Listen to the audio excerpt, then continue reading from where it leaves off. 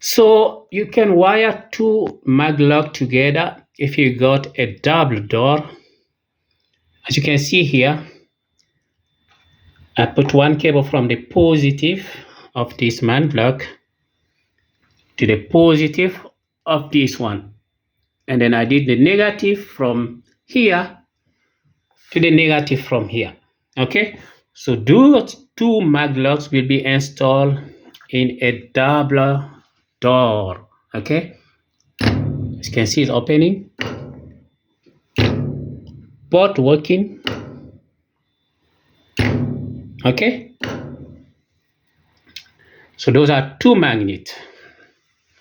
Okay, one and then two connected to my bio device, and then I got my no touch exit button. Okay, so it's working. If you want to link two magnets together, you can do it. Okay, positive wire to positive, negative to negative, and it's work.